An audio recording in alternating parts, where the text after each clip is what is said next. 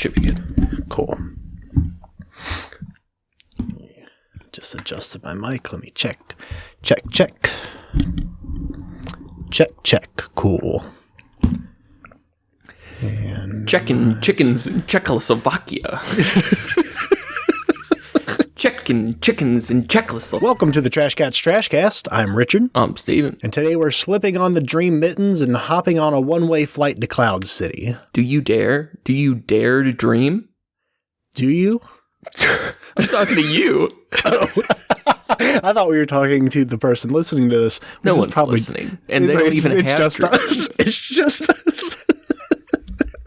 All of our plays, it's just me on repeat. Yeah, it's just Steven's running it in the back.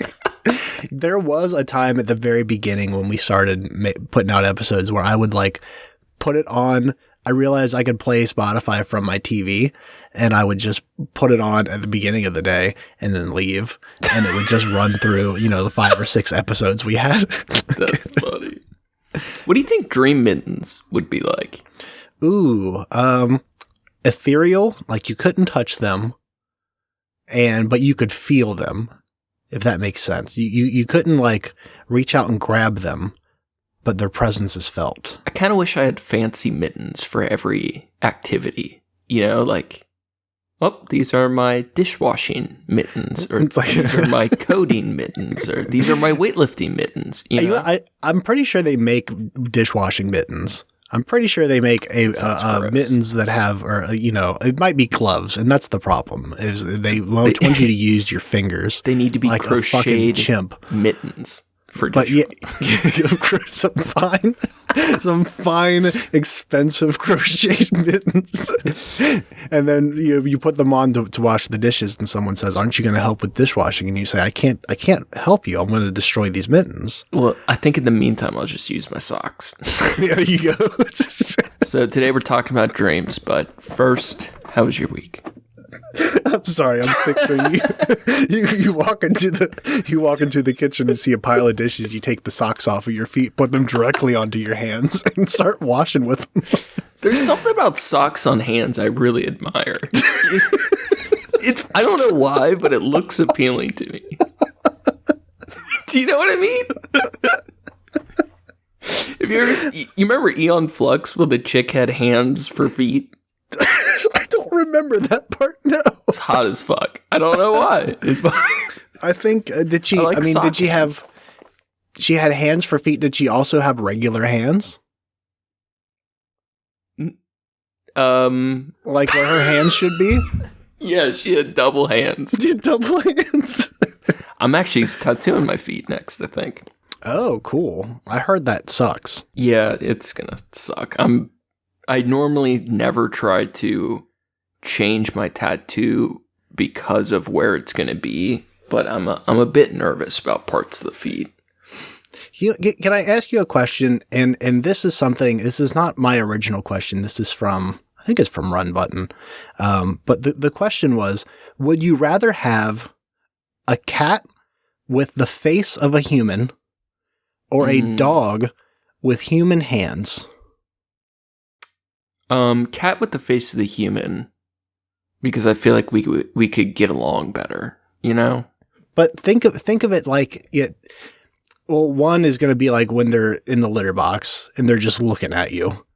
2 is going to be at 3:00 in the morning and you wake up and they're like on top of you in bed, face to face with you. And then that begs the question: do they speak? They have like a human? Speak. Yeah, of course. That's terrifying also. It is, but what does it have to say? It would be funnier than just like Frankenstein dog hands. Yeah, that I agree with. I think it is still the better choice, but I think there's a lot of considerations to be weighed with that. And dogs are just so gross. I don't need them to have spider hands too, Especially if they have opposable thumbs. What dogs could do with opposable thumbs? They would murder their owners. It would be chaos. It would be the worst.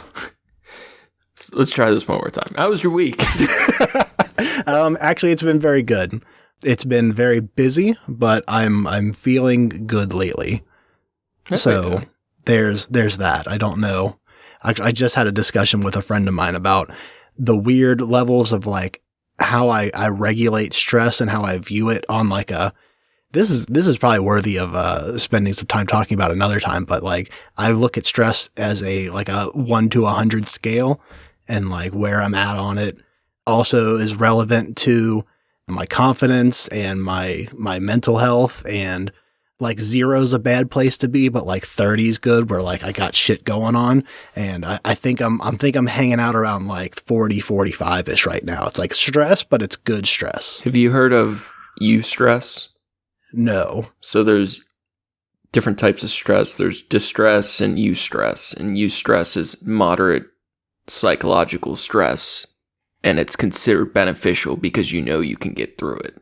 So stress that you find motivating or beneficial because you know you can handle it, they call eustress. Okay, yeah, that makes sense. I feel like if I'm being apathetic, or I'm sorry, if I'm being empathetic and whatever, like that means I care enough about something, you know, I'm being stressed by something enough to care about it or whatever. So like, I feel like there's like baselines there where, you know, like I said, I think 30 is like a good chill place to be. Like a little bit higher than that, like where I'm at right now is like where you can grow through experience kind of thing. Sure. As you get through obstacles, but you know, there come them days when it spikes and peaks and gets in weird places, but I'm not there yet. So that's good. We'll keep on moving. How you doing? Well, see, I don't have to worry about stress because I'm a high value alpha male. Oh yeah, I forgot. I'm sorry. I'm doing okay. It's been I don't know.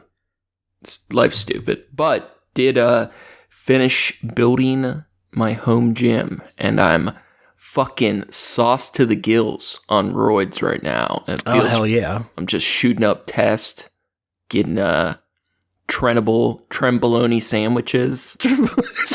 Fucking raged out over here. Now here's a question that comes purely of ignorance. What form do steroids usually come in? I mean, I feel Pills like injections. I was gonna say injections is usually the way it's. Yeah. I feel like it's talked about in media and stuff, but like you can just take pills. There's a handful of pills, but most things are more effective or meant to be injected. Like you can take testosterone pills, you can do patches, gels, but so you're saying to inject it basically, and there's like specific things like different things that change receptors that aren't the actual anabolic steroid itself, but they're like secondary drugs you take with your steroids, and a lot of those are oral. But the like human growth hormone, testosterone, tren, those type of things you typically inject. I think you've given me an idea for we've talked about like when we get together, like we're gonna do a trash cat meal of some type, and steroids for dessert. Well, I was even thinking like we'll take it a step further, and you know, like what's more alpha male than beef, right? And then if you take that beef, like what's the good cuts, or like, you know, what's a good way to cook it? Ribs. Everyone loves a good braised beef short rib. It's fantastic. If you do it right, they're incredible. I say we braise it in some fucking not testosterone. That would be wild. Braise it and come. Yeah, just braise it directly. He's so fucking alpha dog.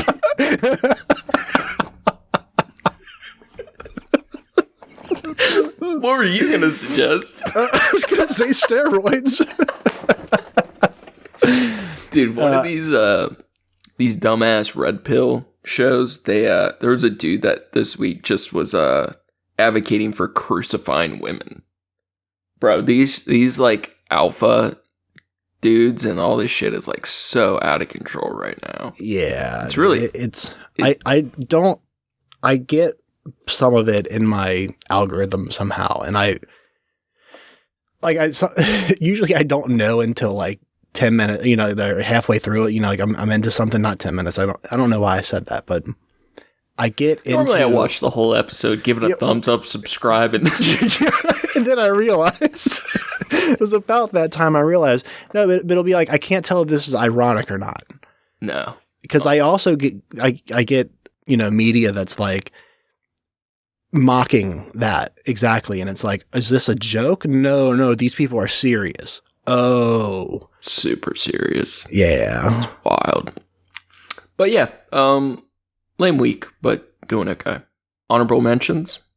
I was gonna say absolutely not, but actually I do have one. I didn't prepare anything for it, but I just thought of it right before we came into recording. It's cool. It's an Instagram I've been following. Let me make sure I get it right, but I'm pretty sure it's Gardening with Goo.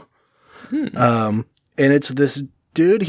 I guess he's got like I don't know exactly where he's at. I'm pretty sure he's in like Florida, but he's got this like garden in his backyard of like these mango trees and like these like different greens and like fruits and vegetables and stuff. And it's his delivery with like advice on growing plants and like procedures and stuff is really good. And it makes me want to garden. I love gardening. It's one of those, like, I enjoy the idea of it, but in actuality, I don't find pleasure in the work of it. I love the work of it. I'm just never going to do it for myself, Like, that's maybe it then. Unless I'm like, I have a lot more time than I've ever had, Yeah, it's Gardening with Goo. Gardening with GOO. This man goes by Goo What It Do. It's really good content. It's educational, and it's, I definitely recommend it. Well, we love Goo over here, so I'll definitely check it out. The stickiest podcast. The one I had is, with all this AI art stuff, it was getting kind of interesting to see how the graphic design market was going to adjust. And Adobe just had a presentation, and they have a beta version you can pay to use monthly. I believe it's like beta to anyone as long as you pay the monthly fee, but it's a plugin to the Adobe Suite / Photoshop where you can use AI. It's called Firefly, and it's got some really cool capabilities. You can select backgrounds, like if you had a deer in a forest, you could take the deer out and type deer in city that looks like, and it'll fucking generate shit now. Which, it was one thing when that was, I don't know, through these third parties and with varying degrees of stability or sketchiness, and now it's an actual Adobe product with only high-res results. So that is going to change a lot. A lot of people that have been really AI resistant in the art world are starting to adjust or panic this week. So it's very interesting. Yeah, I'd like to see what that looks like when it's utilized and played with. Yeah, it's surprising. But should we get this damn thing started? I don't know. I don't even want to fucking do this episode, to be honest. But I know as soon as we get going, it'll be fun. But yeah. Fucking dreams are so stupid, but well, you brought the idea to the table. it was a cool article, and once we get into it, I think we'll make it fun. But should I start with the quote? Yeah, give us a quote. Quote: "But there can be no reasonable doubt that the idea of a soul must have first arisen in the mind of primitive man as a result of observation of his dreams. Ignorant as he was, he could have come to no other conclusion but that, in dreams, he left his sleeping body in one universe and went wandering off into another. It is considered that, but for that savage, the idea of such thing as a soul would never have even occurred to mankind." A dream is a succession of images, ideas, emotions, and sensations that usually occur involuntarily in the mind during certain stages of sleep. Humans spend about 2 hours dreaming per night, and each dream lasts for around 5 to 20 minutes, although the dreamer may perceive the dream as being much longer than this. Yeah, it's so shocking how little time we actually spend dreaming, and then how rarely we remember it. But when we do, it never seems as short of a time as it actually is. Yeah, I think that there's something really interesting about, especially the dreams, like the short anxiety kind of dreams where like you feel like you're falling off of a cliff and then all of a sudden you wake up and you realize like I just dozed off for a second. Mm. It's like a weird, like usually you kind of like got to sleep for a little while to get into that. But when you can get like doze into that kind of nap thing real quick and you get that weird visual feeling that affects, like you're still awake enough that you physically react to the stimulus. Yeah. I think that's a really cool thing, but it feels like you've been there long enough to fall off of a cliff, at least. Or those ones, whether it's a really short, like, nod out or a full night's sleep where you have a whole nother dream life, where it's like you lived hundreds of years in a dream, even if it was just for a split second, and then you wake up and it's gone, and like a whole nother alternate life. It's so strange. I'm not sure I've ever had one of those. I've only had a few, but it is like the most mindfucky, time twisty thing. I've definitely had some where it was like things were happening that were similar enough to my real life where I woke up in a panic of like, oh no, I got to go fix this, and then realize that's insane. Of course, that's not what's going on. Yeah.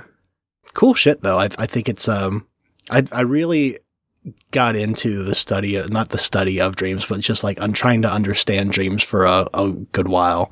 And I think it's, I don't know. I got some stories we'll get into a little bit later, but yeah, I went down the rabbit hole a little bit. For centuries, people have pondered the meaning of dreams. Early civilizations thought of dreams as a medium between our earthly world and that of the gods. In fact, the Greeks and Romans were convinced that dreams had certain prophetic powers.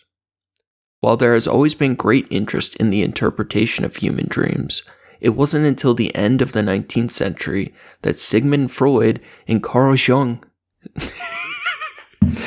How did we determine his name's actually pronounced? Carl Jung. Jung? Yeah. I don't know. Carl's Jung sounds like Carl's Jr., but German. Carly J. put forth some of Carly Jepsen. Carly Rae Jepsen. Carl J. put forth some of the most widely known modern theories of dreaming. Freud's theory centered around the notion of repressed longing. Of course, because Freud is fucked. The idea that dreaming allows us to sort through unresolved, repressed wishes. Carly J., who studied under Freud, also believed that dreams had psychological importance, but proposed different theories about their meaning. Since then, technological advancements have allowed for the development of other theories. One prominent neurobiological theory of dreaming is the activation synthesis hypothesis, which states that dreams don't actually mean anything. They are merely electrical brain impulses that pull random thoughts and imagery from our memories. Humans, the theory goes, construct dream stories after they wake up in a natural attempt to make sense of it all.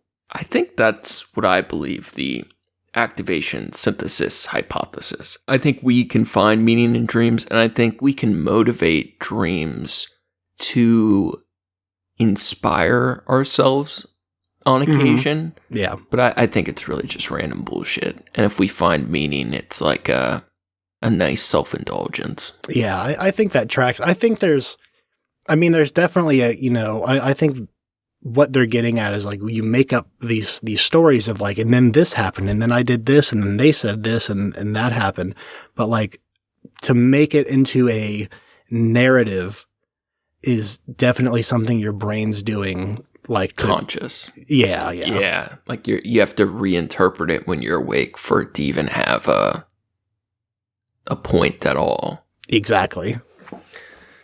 Yet given the vast documentation of realistic aspects to human dreaming, as well as indirect experimental evidence that other mammals, such as cats, also dream, evolutionary psychologists have theorized that dreaming really does serve a purpose. In particular, the threat stimulation theory suggests that dreaming should be seen as an ancient biological defense mechanism that provided an evolutionary advantage because of its capacity to repeatedly simulate potential threatening events, enhancing the neurocognitive mechanisms required for efficient threat perception and avoidance. So over the years, numerous theories have been put forth in an attempt to illuminate the mystery behind human dreams.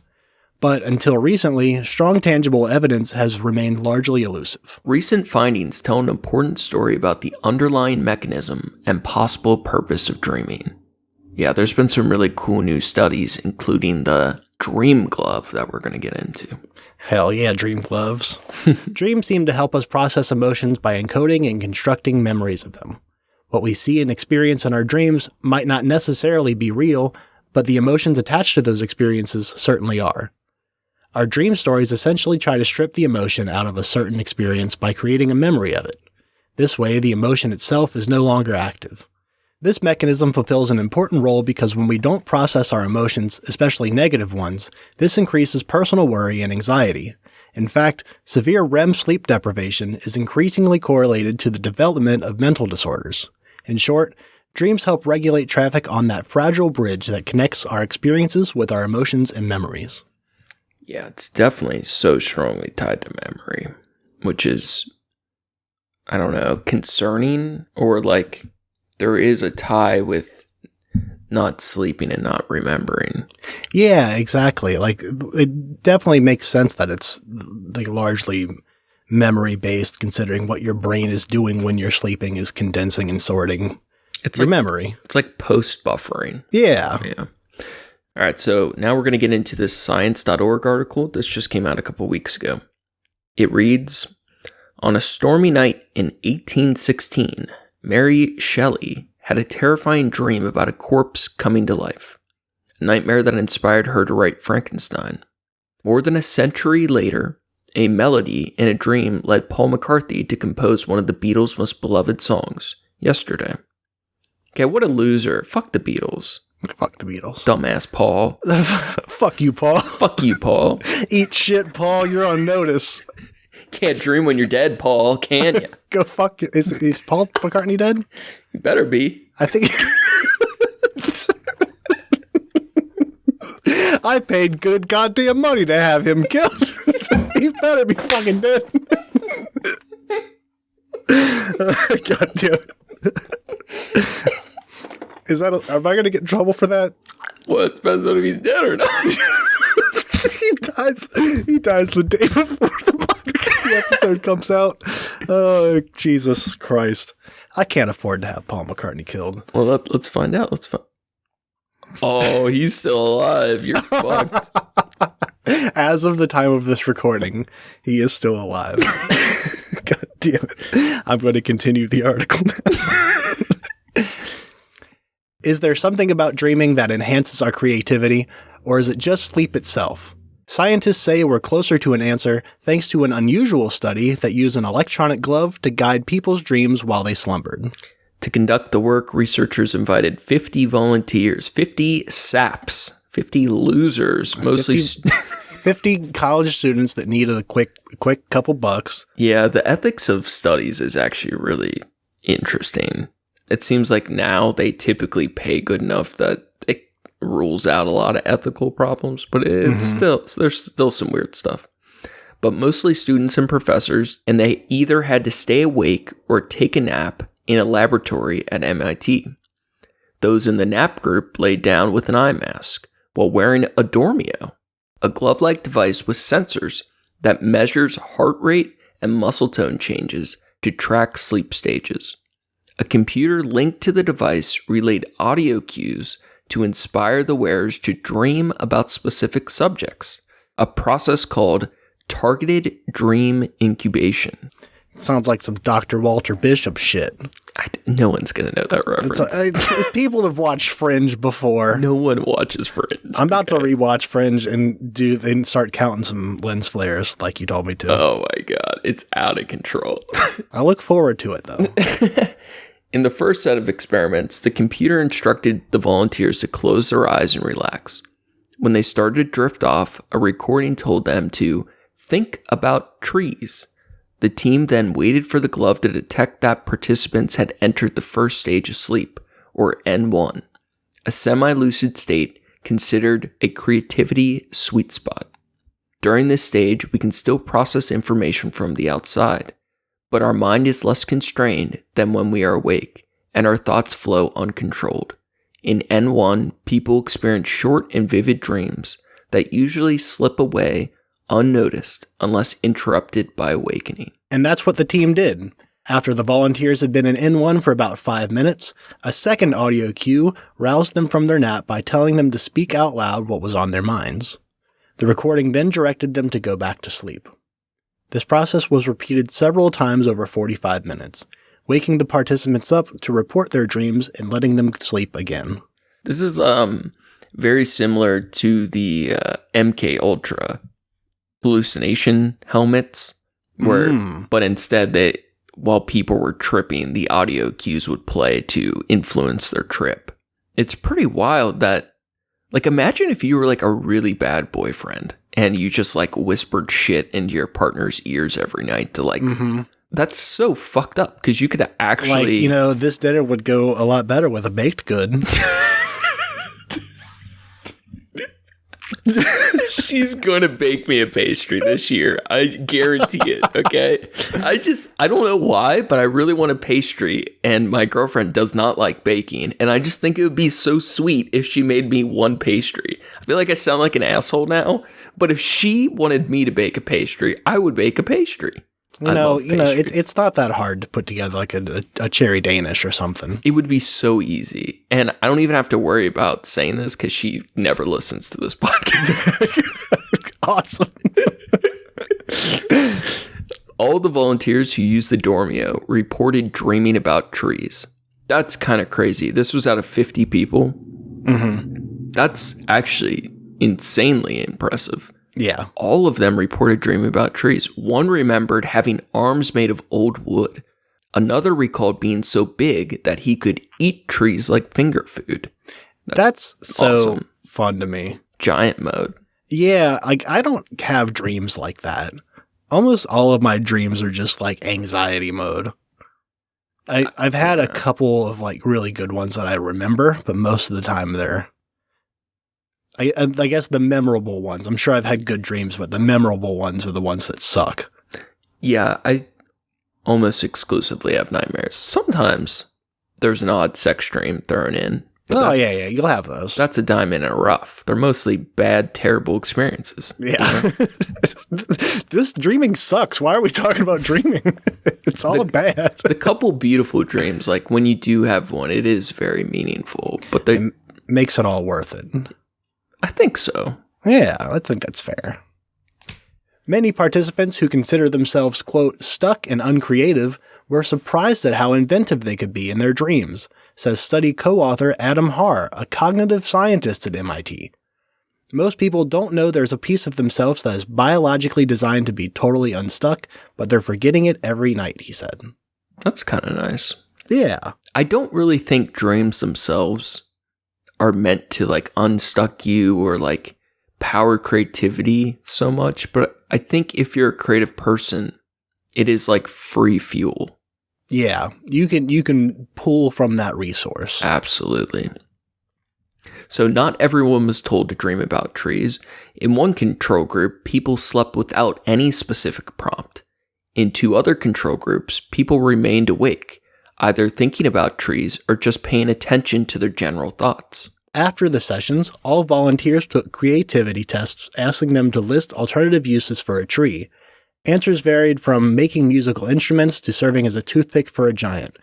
Volunteers also wrote down actions associated with trees, such as eat and burn and compose a story about trees. Independent evaluators rated the stories on a scale of creativity widely used in psychological studies. Okay, now we have to find that scale. Yeah. Because there's another scale of, I think it's called the Vermilion scale. And it's like of the seriousness of suicidal symptoms.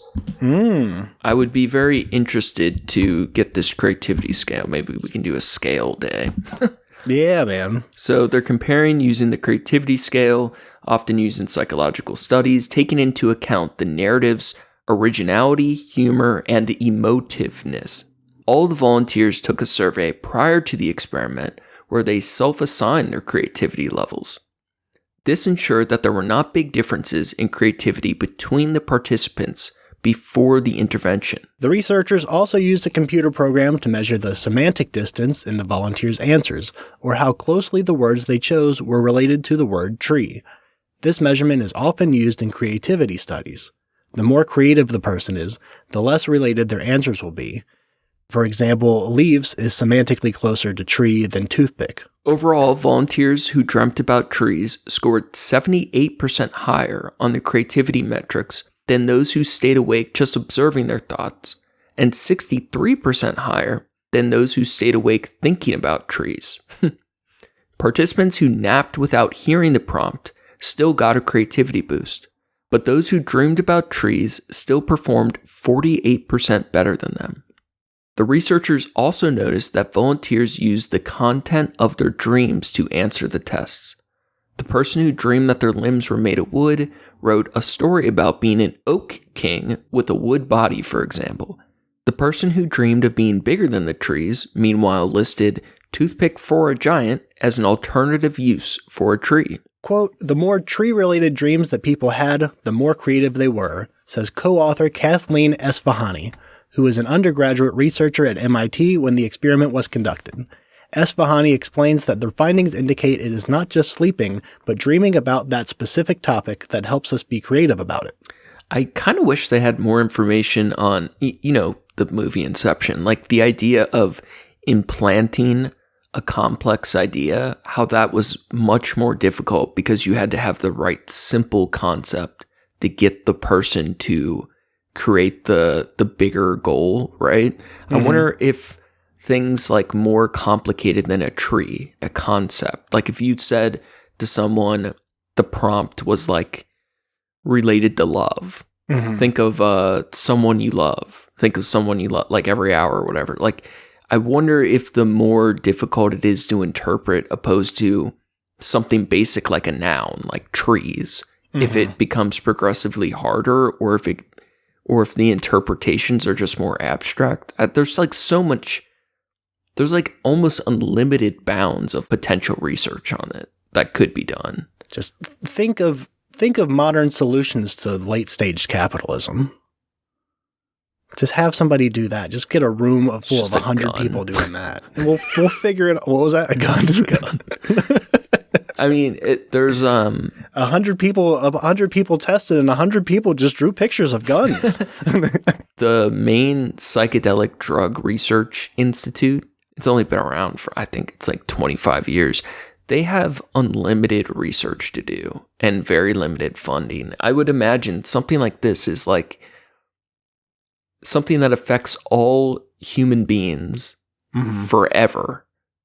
And we know so little. I would imagine there's so many people who just would want to devote their lives to studying this, but it's almost like a fruitless endeavor in a sense. As interesting as this is, and knowing even if you're not trying to use it for creativity, sleeping makes you more creative. Even if they didn't have the prompt, they naturally felt more creative. I think you could even throw that up to just feeling refreshed. Yeah. Having energy. Your brain did some processing, whatever.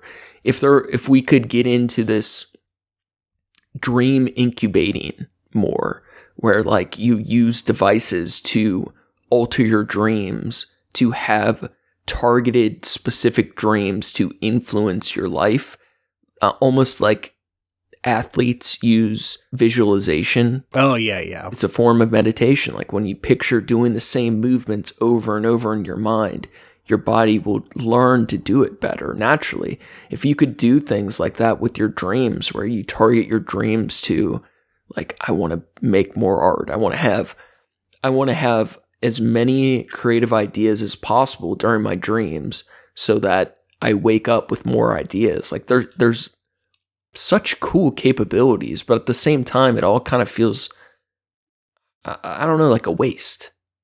Do you know what I mean? Where it's like, as cool as the capability could be, it's still kind of like nonsense in a way. Yeah, and until we have like further proof that it's going to cause enough of a difference that it's worth investing time and energy and money into. Yeah.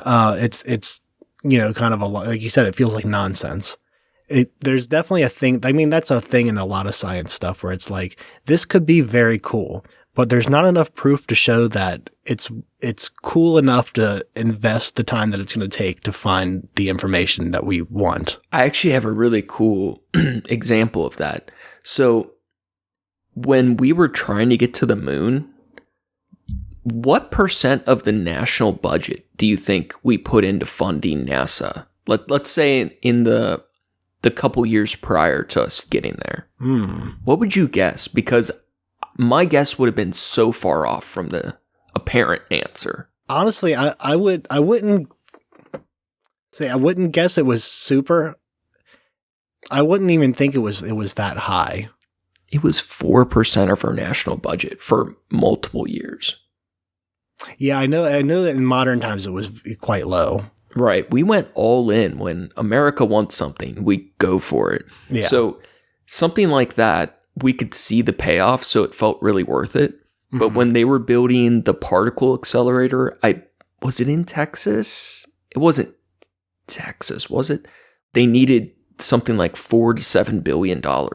And George Bush kept cutting it. He was cutting any like science funding because it felt like one of those things where, unlike the moon, there was no clear payoff.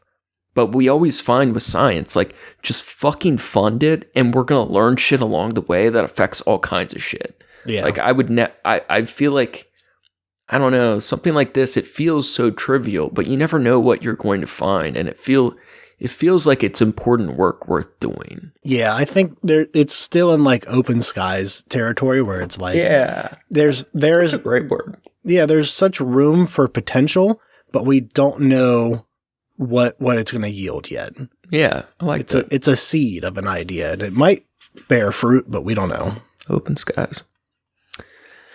The technique of waking up right after falling asleep to boost creativity isn't new. This is the double donk.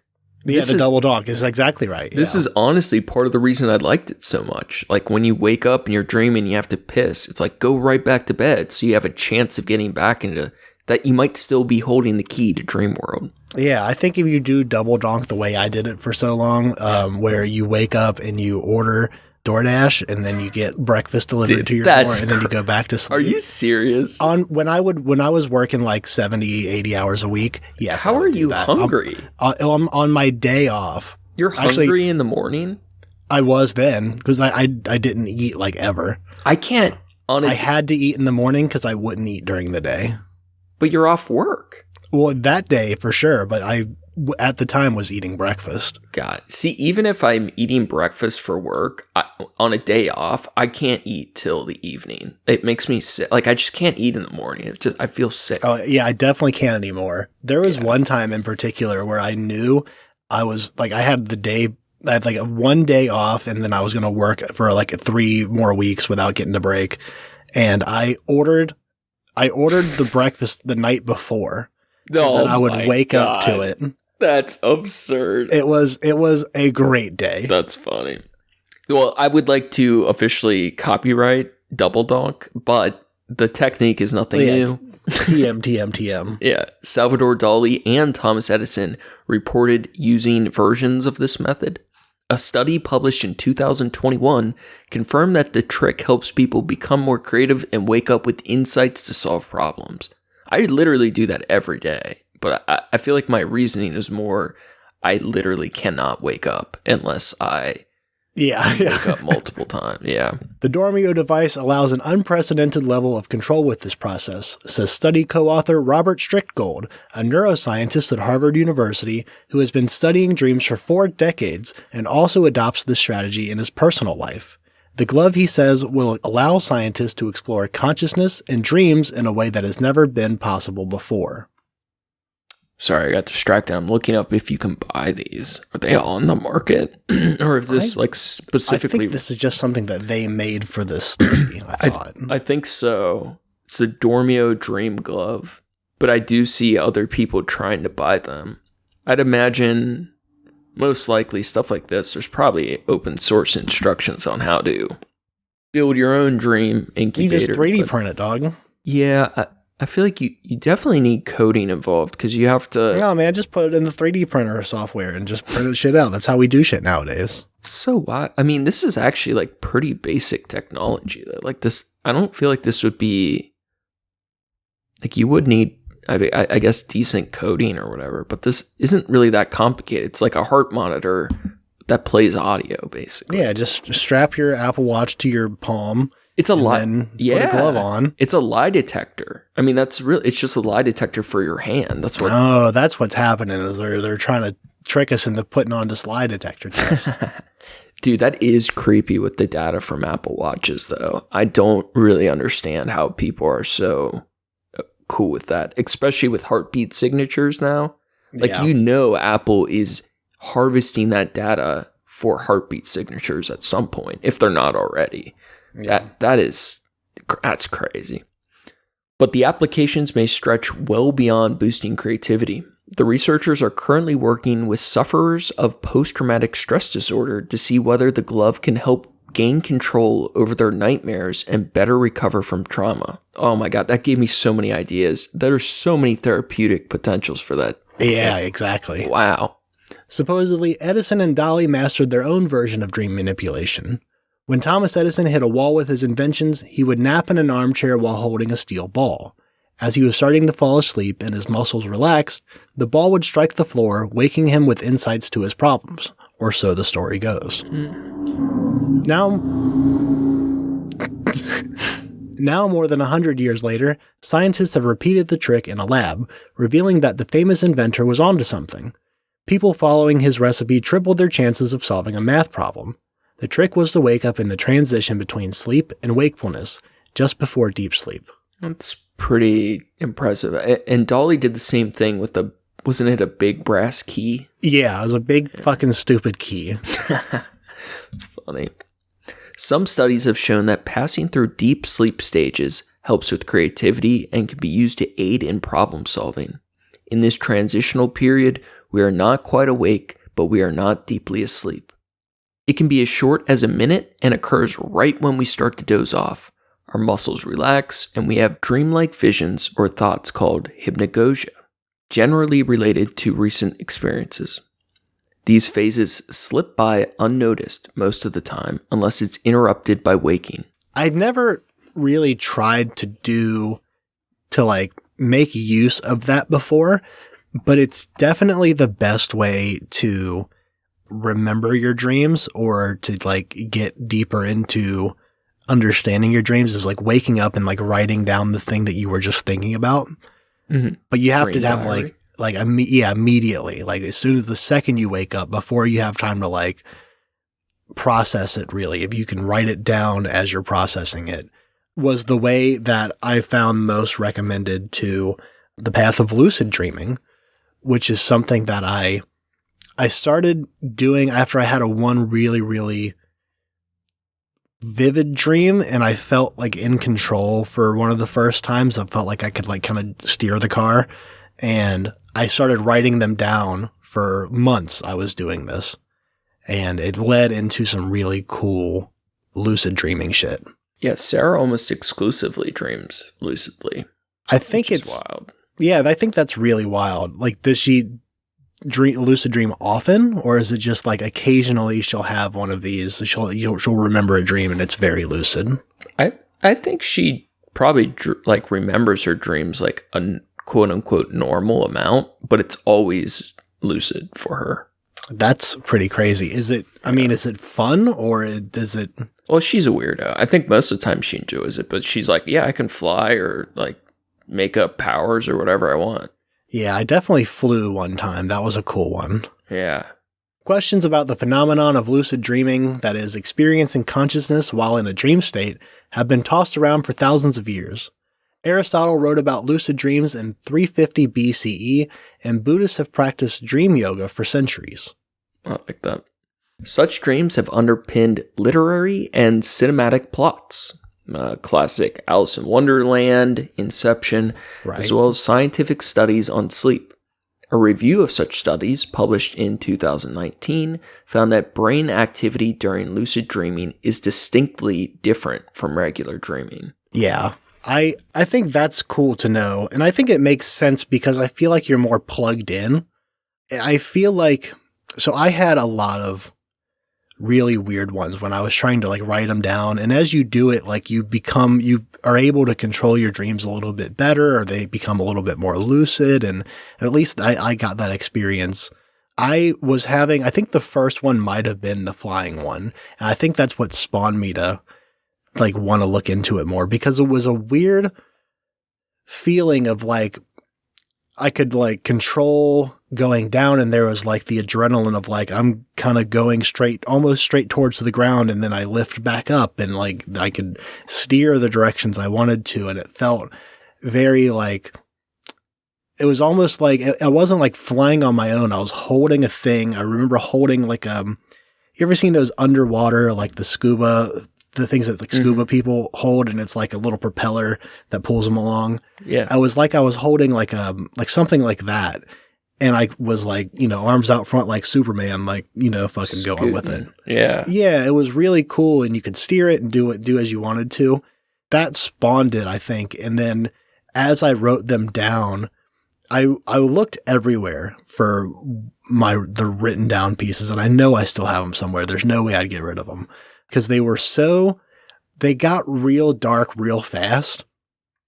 And I, for a few months, had dreams that were exclusively like horror movie dreams. Not so much that they were like scary or like nightmarish where I would like wake up sweating or anything like that. They would just be like horror themed, I think would be the better way to say it.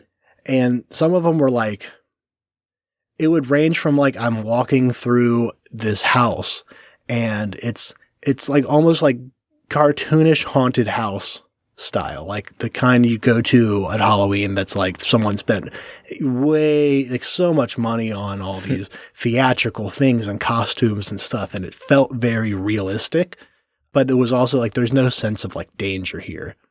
And I thought that was cool. And then there's another one later that I vividly still remember, where I'm in the woods and I walk up and there's like this small, like not even like a cabin, but like a shed in the woods, like a little bit bigger than an outhouse-ish.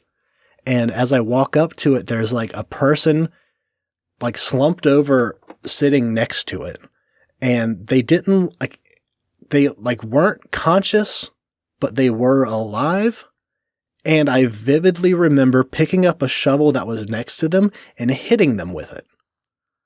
Like in the head, hitting them with it multiple times, and then I woke up. And that one was like, I wasn't in control of it. Yeah. But I was so vivid and felt super real. Yeah. I feel like things like that, in so many ways, that experience can be as real life. In some ways, you almost gain the experience of murdering someone without having the consequences. In sobriety, like in AA and shit, they call like when you dream of using drugs when you first get sober, because it's like very common, they call those free lapses. You've told me that before. That's a very cool term. Because I've had dreams where the feeling of doing drugs was equally as potent as doing them in real life. And like you could wake up, like if you were in withdrawal for a while, after you wake up, you are no longer in withdrawal. Your mind can overpower it until like cool. Reality really sets back in. And I think that speaks a lot to the realness of how it feels. And I realized in that moment, I definitely remember thinking like it was definitely scary because I wasn't really in control of it at that time. But I remember thinking, oh, this would be a really cool like horror movie, like a short thing. If you made it like a POV, it was very striking. And I remember like the grays and like very kind of like unsaturated tones, I think would make a really cool thing. So I kept doing it. I kept writing my dreams, and until I had one. The one that made me stop doing it was the first time I ever experienced sleep paralysis. Sleep paralysis. I've had a lot of that, unfortunately. That was real rough. was having a dream that I don't remember exactly how it started, but I'm like in a hotel room in a skyscraper. And from my window, I can see into a skyscraper next to me. There's like another building and it's like a hotel room. And I see what, like it's a family, like a small family in a room, and they all go into like one room. Like I can see the door that exits the hotel room that they're in. And I can see that they go into another room, but then they never come out. And in my head, it wasn't that long of a time that passed, but I recognized that they never left that room. And now people are looking for them. And somehow I know something and people are looking for me. So I remember I like ran from the building I was in, and I like got a different like room somewhere else. It was like a different, like a hotel thing. But like a shitty, like side of the road, rural kind of one where you could just like anybody could walk up to the door you're in. And I remember setting some chairs and some like obstacles in front of the door. So if someone wanted to like knock on the door, they would have to move the chairs. So in the room that I was sleeping in, the bed was right up against the wall that the door was on.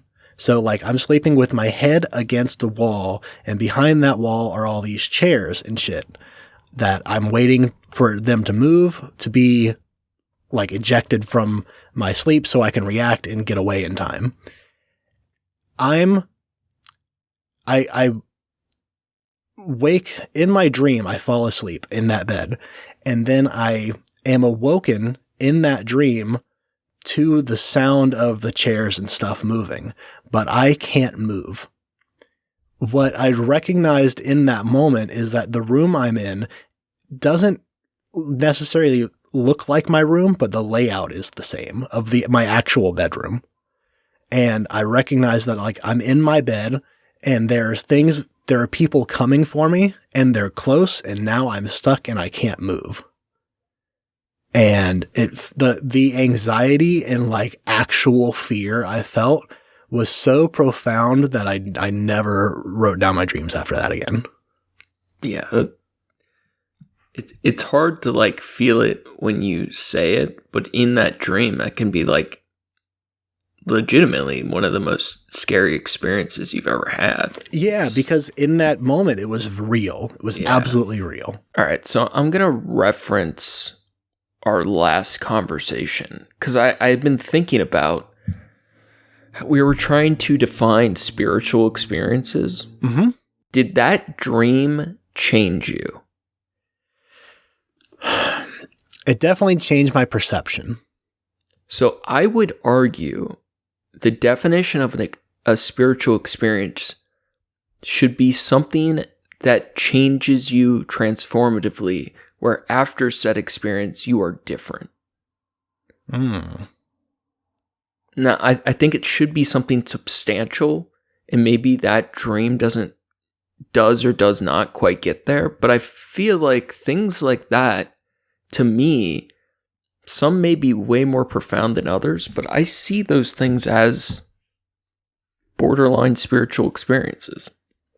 I can definitely see where it could be. I think in my experience, it was more like, I think my main takeaway was like, wow, that's possible.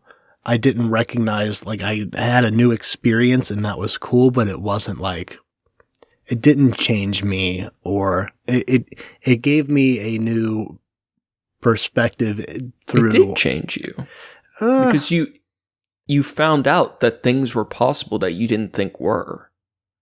I think of that as pretty altering. Well, it's the thing is, I didn't think that it wasn't possible. It's that I had never experienced it before, because I knew that sleep paralysis was a thing. I just never experienced it before. That's fair. I don't dream often. Like I normally have like 2 or 3 dreams a year that I remember. And normally each one is pretty powerful. Often it's like 1 or 2 a year. Mm-hmm. For a long time, most of those were sleep paralysis. Have you ever had the experience where when you're in the paralyzed state, you can like fully see, like your eyes open? You're no longer sleeping, but you can't move. In the very end of my dream, it was, I'm sure, only a second, but it felt like a long moment. Yeah. Where I did have that as I was like waking up. It normally like slowly fades off, and then all of a sudden you're back to normal. Mm-hmm. But sometimes that would be like 10 to 15 minutes. Like there were times like I would be trying to call someone for help, not knowing what was happening, and I just couldn't talk. Wow. And like that's terrifying. And people have like seen my eyes like wide open, like panicking. And I've had some of them where one of the most potent dreams I've ever had, I was shot in the face. And as I'm paralyzed, right, the bullet dripped through my brain like a water drop over like 10 minutes. And when I woke up, I could feel it in my brain for like 2 days. Oh. And like I knew that was like a psychosomatic thing, right? Like you know it's not real, but your nervous system is telling you there is a fucking bullet fragment still in your head. Yeah, you have a memory of it. But it's like physically there. Yeah. It to any extent, if you didn't know it was a dream, there would be, like if they did surgery on my brain that day, there should have been a fucking bullet fragment there. And something like that is, especially what that specific dream was like, it wasn't the most profound, but it was like a life-altering experience. And I'm sure. I think of those things as spiritual, maybe just not in the traditional sense. You died in your dream, and like you experienced that for a minute. Yeah, it was right after Tony died, and in the dream I was shot instead of him. Not that he was shot, but it was really weird how it happened. And then I've had other ones where like you wake up where in the dream I was holding someone's hand that wasn't there, and then when I woke up, like I felt their hand for days. Which was actually like really pleasant but sad. You know, like it's so, and it's like, you know, that sounds crazy, and it is just a dream and like a nervous system response, but it is real as reality. And to me, we talked about it a little last time too, like I don't put that much faith in the realness of reality. So to me, those experiences are just as valid as our daily life. Like I don't see those things as, I can't feel your horror anxiety dreams, but I do recognize that as real as any experience you could have. Yeah, you know, especially when they're, like you said, it's a memory that your brain created, and it might as well have happened. With how vivid and how strong the emotional response is, like it might as well have absolutely happened. So there's no, I mean, the difference is it didn't, but you have the memory of it being perceived that way. Isn't it weird that some conscious, quote unquote, real things can feel more like a dream than some dreams do feel real? Oh, absolutely. It's really wild. That reminds me, actually, I had I think I had a little episode of depersonalization a couple weeks ago that like on and off lasted like a few days, where I felt like everyone around me was like either seeing through me or wasn't like fully acknowledging that I was in front of them, kind of thing. And it wasn't like everybody, it was just like people I didn't know, like the clerk at the gas station, or, you know, somebody walking down the street in the, you know, in the opposite direction of me. And it was like a weird. I have to interrupt you. Yeah. For two reasons. Yeah. Because lately, depersonalization stuff has been completely co-opted. Like, I don't know how much have you seen of like the TikTok deperson shit? No, I haven't seen any of that. You know how like autism is like a trend right now?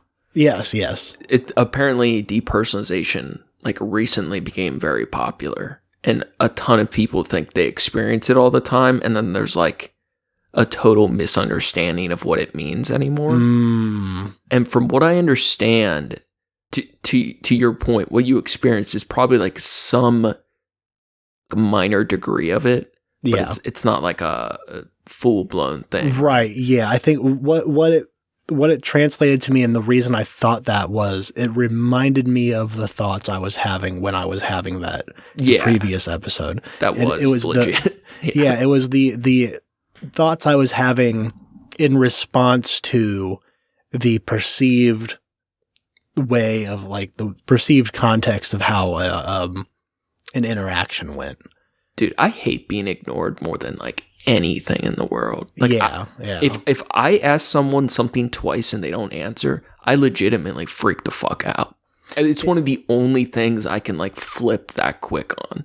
The worst part, it wasn't even like they were ignoring me. Like obviously, like we're making a transaction, or we're like we look at each other, or like something like it's there through you. But it was almost like do I have like a fucking sign on my chest or on my back right now that's like make me feel weird right now? Like it was just like a weird that's No, here's my second question though. That's my other kink, by the way. I make me feel weird. I have a feeling I'm going to guess this correctly. Yeah. Was this day during your depressive period, like a week or two ago or whatever? It was a little further back than that, but I was definitely like you were headed either into it or I was heading into it. Yeah. Because that's they're realizing more and more how much depersonalization coincides with depression. Yeah. Yeah. I hadn't really thought about that much until we were reading on that. Because I feel like I had so many, or do get so many symptoms of that, but it's not like, I don't. They're not all piled together in a nice giftly wrapped package for. Where you're in Truman world. Yeah. But there's a lot of overlap, I think. Yeah. I can definitely see like it being a weird, just like a nod to it, having a symptom of it. But then, having all of them at once, man, it's boy, that's a trip. Real kooky stuff. Yeah. I don't recommend it. So what's our takeaway on dreams? Because I feel like this was kind of like a fun hodgepodge of thoughts, like dreams influencing creativity, methods of dream incubation, and like in part like touching on our more modern understanding of what dreams may be. But my big problem with dream stuff is I never know what to fully take away. Like outside of the intimate personal experiences, it all just kind of feels like garbage to me. And that's I don't know why when I keep going back to that, but it's like parts of it feel like so awe-inspiring and spiritual, for lack of a better word. But then it's always like it feels like an illusion. Like a facade. I think the key word there is it's feeling. It's the emotion. It's if it feels relevant and special, you're more likely to think afterward that it is. In that moment, your brain is connecting emotions to the images you see. I can definitely see where it's easier to make that connection in your conscious state. When it's all gobbledygook that your brain's processing and piecing together in weird ways. But I think it's almost gotta just be that. I mean, does it happen then when you wake up though? Like we were talking about that earlier of like, I guess that's the narrative that you create that you do when you wake up. But like your brain can connect that emotion when you're still asleep, right? Like you're not dead. You're just, in update mode. Your brain's getting all its shit together and defragging your hard drive, and it finds some shit in there, and it's like, maybe we should do something with this. How does this make you feel? Are you scared? Okay, well, you're scared of this now. Do you feel an overwhelming happiness and emotion and a will to do something about this? Are you going to wake up feeling inspired? Here, that's good for you. To that idea, though, I feel like it would be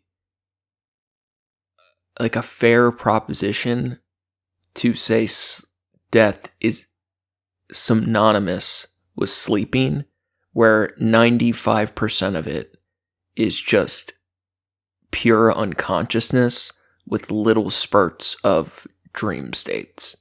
Like, I feel like that's, like, when I think of sleeping, I think of it as exactly the same as being dead. Just a taste. Yeah. Just a little taste of it. Is a little death as a treat. A little tasty dream snack. A little morsel. A little morsel of the unliving life. Little death morsel.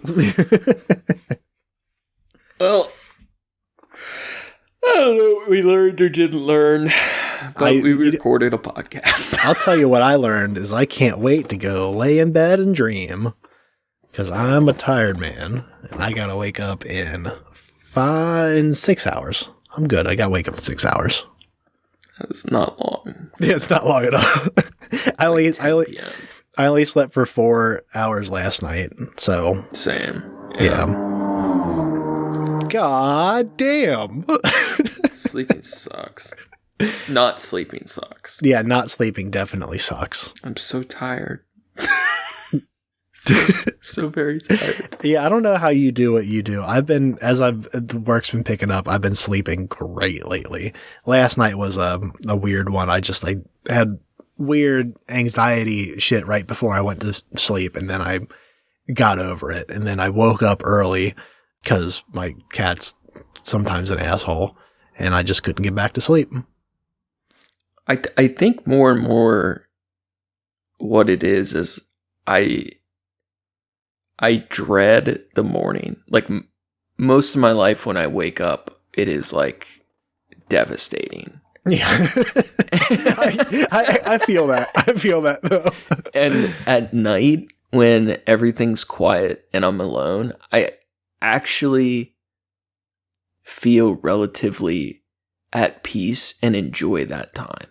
Yeah. I really like my nighttime time. And I hate to give it up, knowing I just have to wake up to live another stupid ass day and go to work. I feel that. That's why I think that's part of the reason why I enjoy doing stuff at night. Like, I feel more creative. I feel more tempted to draw and do stuff for me in the evening, because it's like a safe place where I can be by myself, and it's normal and it's okay. Yeah. I really very much feel that. So if you guys are listening at night, I hope you enjoy your nighttime space. You and I haven't tried yet is listening to our podcast before I go to sleep. And I've done that with other podcasts, and it works really well for me. I would not be interested in that, actually. Yeah, I think it sounds awful. I don't want to hear myself as I go to sleep. I don't want to dream while listening to me. There's anytime I listen back, there's always moments I'm really proud and happy of, but there's also an element of this is so fucking stupid and cringe, and I fucking hate this dumbass podcast. And I feel like to be okay at putting things out on the internet, whether it's art, podcast, or whatever, you just have to take that feeling and stuff it down in the trash and just keep doing what you're doing and say, fuck it. Just put it in the trash can, step on it, so you make room for more of those. Stuff it down with some brown. Just drink it. Remember that mnemonic device next time you make content. Good luck. Stuff it down with that brown. Drink some liquor and get to the morning quicker. Dream That's world. Like a double entendre of the word morning. Thanks again for listening, everybody. Thank you to Approaching Human for the use of his music. You can find his work on SoundCloud at Approaching-Human. Thanks, John. Make sure to check out the show page at Trash Cats Trashcast on Instagram for news and art from the show. Check out Facebook for the memes. For the memes, if you're super bored, you can check out my trashy art on Instagram at Skyzix, SKYZACX. Just put something new on there and working on some shit. And yeah, we got a couple cool stuff. Couple cool things. I'm tired. Couple cool things planned. And yeah, well, I don't want to say them yet, but we're getting there, guys. Thanks for sticking around. I got one more thing before we completely go. I have I'm going to read a quote. I can't do these. I can't. It's not a poet or Taylor Allison Swift. It's not that. This is just one thing. I'm going to get a quote, and you get one chance to guess who it is, and then I'll tell you who it is. Okay. If you can't dream it, you can do it. No, sorry, I read that wrong. Hey, dumbass, if you can't dream it, you can do it. I think I said if you can't dream it, you can do it. If you can dream it... This is 5 hours from work, Ricky. Just scrambled right now. If you can dream it, you can do it. This is a commercial. This is Home Depot, isn't it? No, it's Walt Disney. No, this is a Home Depot ad. Let's Google this shit. If you can dream it, you can do it. It's Walt Disney. Can dream it. All right. Oh, that is. I do see Walt. Now let's see if I type Home Depot. The Walt Disney Home Depot collab the world didn't know it needed. Images come up for Home Depot. Oh, yeah. You type Home Depot in the Google search bar. You fucking asshole. If they were just like, nah, I'm not seeing it, homie. I swear to God, there was some fucking hardware store that had it for a fucking commercial. Oh my God, that is so fucking funny. That's going to be all for us today. Stay classy, eat trashy. Go fast, eat trash. I could swear that was a Home Depot line. I don't know why. I think you dreamt it.